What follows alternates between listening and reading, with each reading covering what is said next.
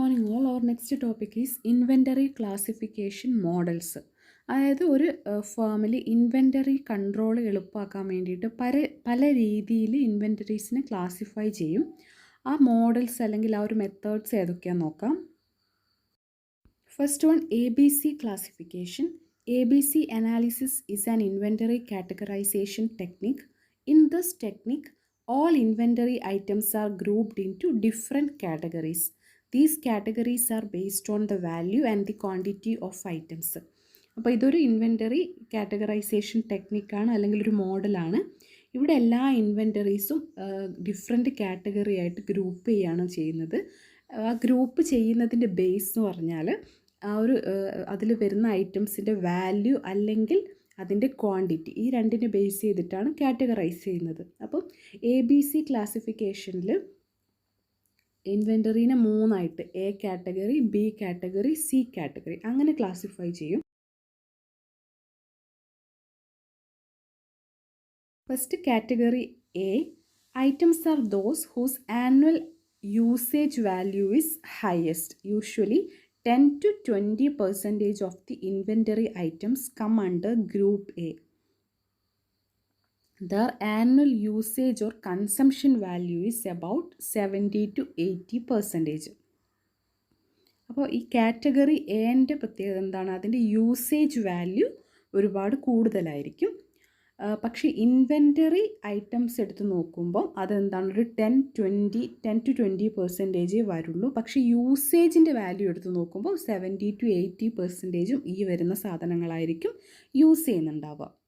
അപ്പോൾ ഇവിടെ inventory items എന്ന് ഉദ്ദേശിക്കുന്നത് ക്വാണ്ടിറ്റി. അപ്പോൾ ക്വാണ്ടിറ്റി വൈസ് ഒരു 100 സാധനം ഉണ്ടെങ്കിൽ അതിൽ 10 മുതൽ 20 വരെയാണ് എന്തുണ്ടാവുള്ളൂ, ഈ ഒരു കാറ്റഗറി A വരുള്ളൂ. പക്ഷേ ടോട്ടലിൻ്റെ വാല്യൂ എടുത്ത് നോക്കുമ്പോൾ ടോട്ടൽ 500 രൂപയുടെ ഒരു സാധനം ഉണ്ടെങ്കിൽ അതിലൊരു 400 രൂപയും ഈ കാറ്റഗറി Aയിൽ വരുന്നതായിരിക്കും. Next category B, items have medium annual consumption value. Usage value is around 15 to 25% and they typically amount for about 30% of the inventory. Total value എടുത്ത് നോക്കിയാൽ യൂസേജ് വാല്യൂ എന്ന് പറയുന്നത് 15 മുതൽ 25% വരെ വരും. Account for about 30% of the inventory. ഇൻവെൻ്ററിയുടെ 30% ഈ ഒരു കാറ്റഗറി ബിയിൽ വരുന്ന ഐറ്റംസ് ആയിരിക്കും. അതൊരു മീഡിയം കാറ്റഗറിയാണ്. പിന്നെ category C, items have the lowest consumption value. അതായത് പ്രൈസ് നോക്കുമ്പോൾ, വില നോക്കുമ്പോൾ ഏറ്റവും കുറവായിരിക്കും. പക്ഷേ എന്താണ്, ഇൻവെൻ്ററിൻ്റെ സ്പേസ് അല്ല ഇൻവെൻ്ററിൻ്റെ എണ്ണം നോക്കുമ്പോൾ, ക്വാണ്ടിറ്റി നോക്കുമ്പോൾ 50% വരെ കാറ്റഗറി C ആണ്. ടോട്ടൽ ഇൻവെൻ്ററിൻ്റെ ഒരു 5% അതിൻ്റെ പ്രൈസ് വരുള്ളൂ. അപ്പോൾ കാറ്റഗറി ABC എന്ന് പറയുമ്പോൾ നമ്മൾ ആലോചിക്കേണ്ടത്, A എന്ന് പറഞ്ഞാൽ ഏറ്റവും പ്രൈസ് കൂടിയ കാറ്റഗറിയാണ്, പക്ഷേ അതിൻ്റെ ക്വാണ്ടിറ്റി വളരെ കുറവായിരിക്കും. B എന്ന് പറഞ്ഞാൽ പിന്നെ പ്രൈസും ഒരു മീഡിയത്തിലാണ്, അതേപോലെ തന്നെ ക്വാണ്ടിറ്റിയും ഒരു മീഡിയത്തിൽ തന്നെ നിൽക്കുന്നതാണ്. അതായത് ഒരു 15 to 25% ആണ് അതിൻ്റെ യൂസേജ് വാല്യൂ പ്രൈസ് വരുന്നത്. പിന്നെ അതിൻ്റെ ഒരു ക്വാണ്ടിറ്റി എന്ന് പറയുന്നത് ടോട്ടൽ ഇൻവെൻ്ററിയുടെ ഒരു 30% വരും. നെക്സ്റ്റ് കാറ്റഗറി C എന്ന് പറയുമ്പോൾ ലോവസ്റ്റ്, ഏറ്റവും കോസ്റ്റ് കുറഞ്ഞ ഇൻവെൻ്ററീസ് ആണ്. പക്ഷേ ടോട്ടൽ ഇൻവെൻ്ററി എടുക്കുമ്പോൾ അതിൻ്റെ 50% ഈ ഒരു കാറ്റഗറി C ആയിരിക്കും. അപ്പോൾ ABC അനാലിസിസ് നമുക്ക് നോക്കാം ഒരു graphically. Category A high value inventory items, category B moderate value inventory items and category C low value inventory items. ABC ക്ലാസിഫിക്കേഷൻ്റെ ഇമ്പോർട്ടൻസ് നോക്കാം. Because it is useful in deciding the degree of control required for each inventory items.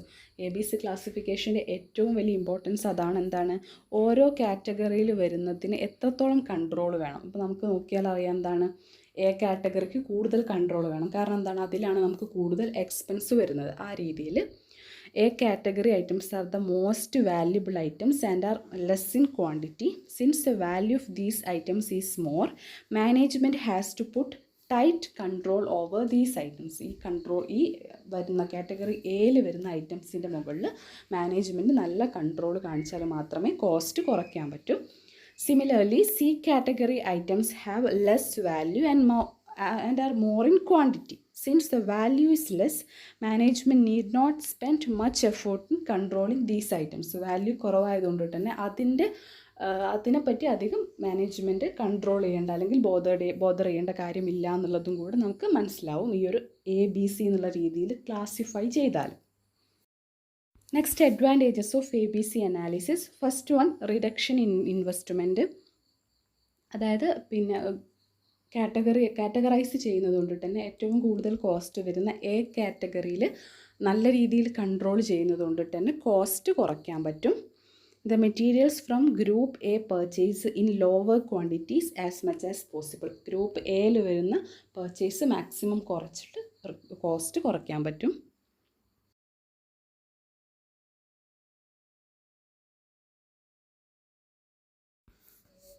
Next strict control. ഇങ്ങനെ categorise ചെയ്യുന്നതുകൊണ്ട് തന്നെ inventory control സ്ട്രിക്റ്റായിട്ട് ചെയ്യാൻ പറ്റും. Minimum storage cost കുറയ്ക്കാൻ പറ്റും. നമ്മൾ പർച്ചേസിൽ മാക്സിമം കൺട്രോൾ ചെയ്യുമ്പോൾ തന്നെ അത്ര സാധനങ്ങളല്ലേ പർച്ചേസ് ചെയ്യുള്ളൂ. അങ്ങനെ പർച്ചേസ് കുറയുമ്പോൾ തന്നെ പർച്ചേസിൽ കൺട്രോൾ വരുമ്പം തന്നെ സ്റ്റോറേജ് കോസ്റ്റും കുറയ്ക്കാൻ പറ്റും. Saving in time. നമ്മൾ കാറ്റഗറി ABC എന്ന് ക്ലാസിഫൈ ചെയ്യുന്നുണ്ട്. അപ്പോൾ നമുക്കതിൽ ഓരോന്നിൽ വരുന്നതിൻ്റെ ഇമ്പോർട്ടൻസ് അറിയാം. അപ്പോൾ അതുകൊണ്ടിട്ട് തന്നെ എല്ലാ സമയത്തും അത് വീണ്ടും അങ്ങനെ കാറ്റഗറൈസ് ചെയ്യേണ്ടാത്തത് കൊണ്ടിട്ട് തന്നെ ടൈം സേവ് ചെയ്യാൻ പറ്റും. പിന്നെ economy. This method is economical since equal time and labor is needed for all types of materials. അല്ലേ, നമ്മൾ ABC അതിൽ സിയിൽ വരുന്ന മെറ്റീരിയലിന് കുറേ അതിൽ നമ്മൾ കൺട്രോൾ ചെയ്യേണ്ട കാര്യമില്ല. കാരണം അത് ഏറ്റവും കോസ്റ്റ് കുറവാണ്.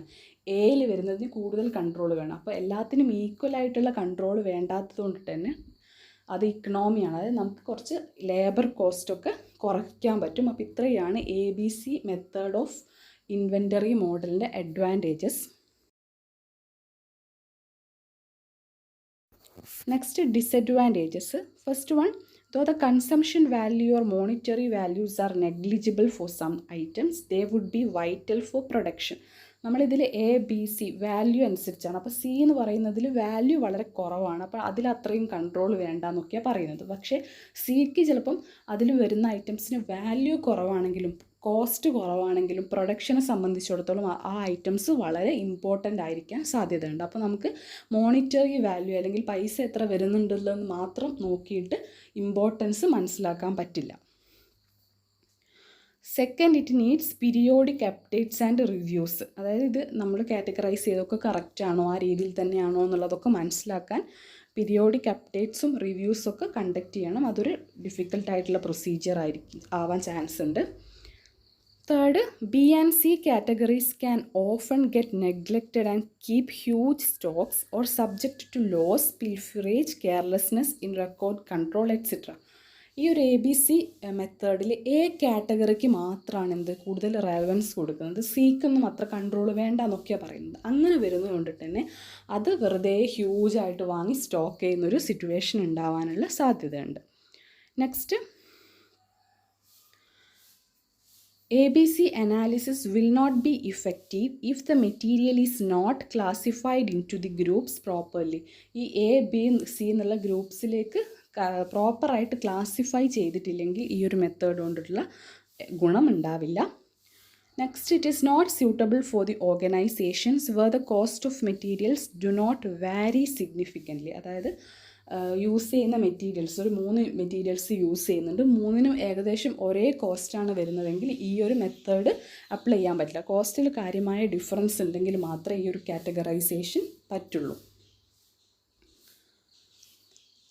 Next, there is no any scientific base for the classification of material under ABC analysis. ഇങ്ങനെ ക്ലാസിഫൈ ചെയ്യുന്നതിന് സയൻറ്റിഫിക് ആയിട്ടൊരു ബേസ് ഇല്ല. പിന്നെ the classification of the materials into different groups may lead to extra cost. Hence it may not be suitable for small organisations. അതിങ്ങനെ classify ചെയ്യുക എന്നുള്ള ആ ഒരു വർക്കിന് തന്നെ എന്താണ് എക്സ്ട്രാ കോസ്റ്റ് വരാൻ സാധ്യതയുണ്ട്. അതുകൊണ്ടിട്ട് അത് ഈ ഒരു മെത്തേഡ് ചെറിയ ഓർഗനൈസേഷൻസിനൊന്നും സ്യൂട്ടബിൾ ആവണമെന്നില്ല. ഇത്രയാണ് ഡിസഡ്വാൻറ്റേജസ്. അപ്പം നമ്മൾ ഇൻവെൻ്ററി ക്ലാസിഫിക്കേഷൻ മോഡൽസ് ആണ് പറയുന്നത്. അതിൽ ഒരു മെത്തേഡ് അല്ലെങ്കിൽ ടെക്നിക്കാണ് പറഞ്ഞത് ABC കാറ്റഗറൈസേഷൻ, അതായത് ABC കാറ്റഗറൈസേഷൻ എന്താണ്, ABC എന്താണെന്ന് പറഞ്ഞു. പിന്നെ അതിൻ്റെ ഇമ്പോർട്ടൻസ്, അഡ്വാൻറ്റേജസ് ആൻഡ് ഡിസഡ്വാൻറ്റേജസ്, ഇത്രയാണ് നമ്മൾ ഇന്ന് പറഞ്ഞിട്ടുള്ളത്.